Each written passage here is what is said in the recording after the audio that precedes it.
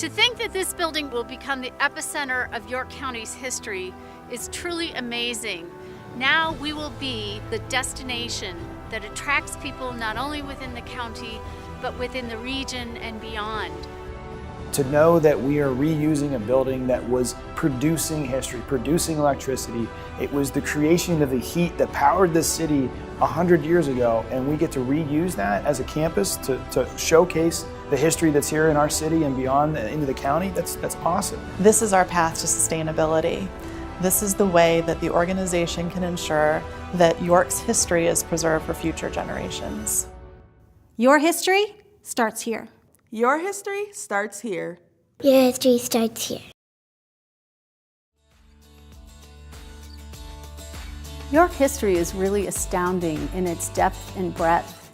It has the very roots of our country embedded in it, with the Articles of Confederation being adopted here. Not only the Revolutionary period and the Civil War and the York Plan, we have those milestones that are not only national, but we have incredible industrial stories that are international as well. York County's history is so deep, so vast, so compelling, and we want to make sure that it is preserved and shared, not just now, but really for future generations.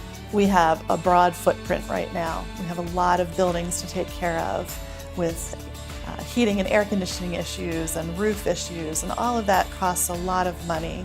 To be able to reduce that footprint and have a campus that promotes visitation, it promotes a better use of resources, that's going to help sustainability, and that to me is an incredibly important part of this project.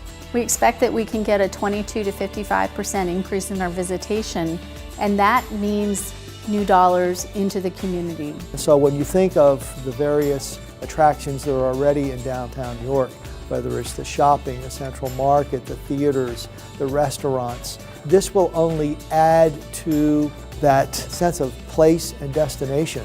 When the Market District took hold about 2004 and subsequently had Royal Square and then the WeCo neighborhoods come after, it's organically creating another district within our city already.